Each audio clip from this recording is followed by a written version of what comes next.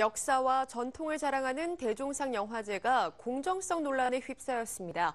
광해 왕이 된 남자가 무려 15개 부문에서 상을 휩쓸면서 공정한 심사에 대한 의문이 제기되고 있는 것인데요. 스포츠한국 안진용 기자와 함께 소식 알아보겠습니다. 안녕하세요. 네, 안녕하세요. 네, 올해 대종상 영화제가 광해를 위한 잔치였다, 이런 소식이 들리는데 어떤 내용이죠?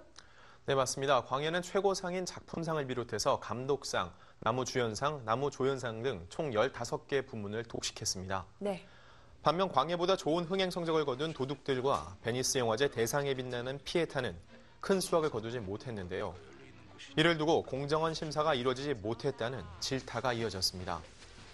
영화제 측은 이에 대해 바뀐 심사 방식 때문이라고 해명했지만 시상식을 접한 그 누구도 이 같은 설명에 쉽게 고개를 끄덕이지 못했는데요.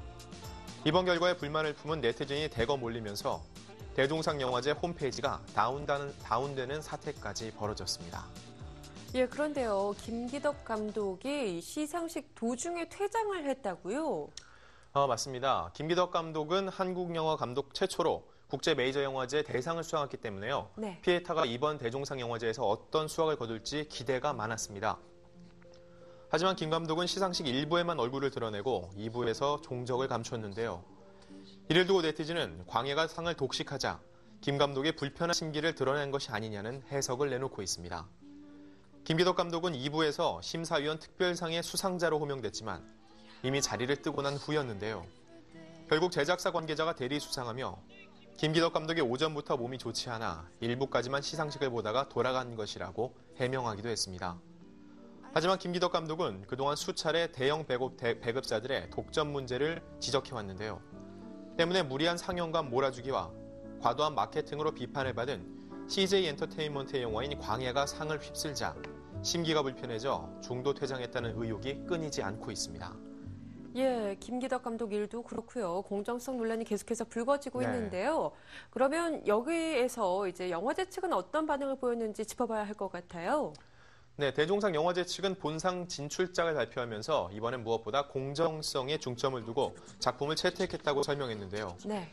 시상식 당일 김기덕 심사위원장은 심사위원 특별상을 수상하기 직전 의구심을 자가는 심사 방식에 대해 다시 한번 언급했습니다. 김기덕 심사위원장은 이전에는 모든 작품을 감상한 후 가장 좋은 작품이 어떤 작품이냐 비교평가했다면 올해부터는 한 작품 시사가 끝날 때마다 해당 작품에 대한 평점을 기입했다며 그 결과물은 그동안 중소기업 본점 금고에 들어가 있었다고 밝혔는데요.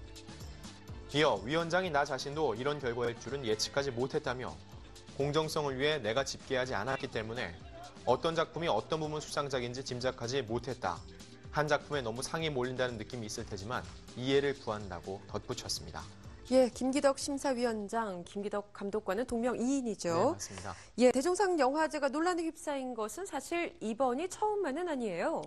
네, 지난 2009년 열렸던 제46회 대종상 영화제 역시 이런 구설에서 빠지지 못했는데요. 예.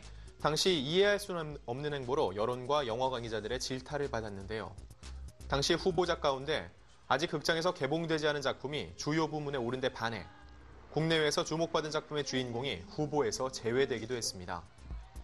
미개봉 영화였던 하늘과 바다가 최우수 작품상, 여우주연상, 신인여우상, 음악상 등 4개 부문 후보에 올랐는데요.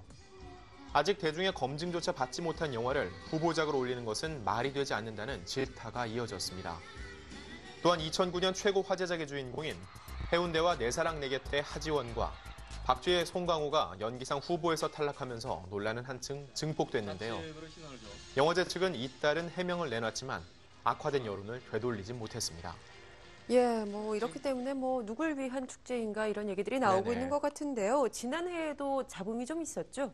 네, 지난해에도 마찬가지였는데요. 대종상 영화제 측은 이날 시상식 오전 배포한 보도자료에서 후보작들에 대해서 5일 전 발표된 남녀 주조연상 후보 6명 중 유승범, 심은경, 유승용, 서영희 등 부문별로 1명씩을 뺀 명단을 다시 공개했습니다. 네. 단순 실수였다고 하기에는 이해가 되지 않는 부분이었는데요.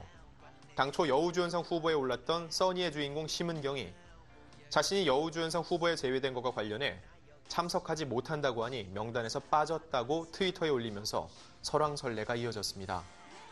대종상 측은 후보자가 5명인 관례에 맞춰 동점자를 재심사에 1명을 탈락시켰다는 공식 해명을 내놨는데요.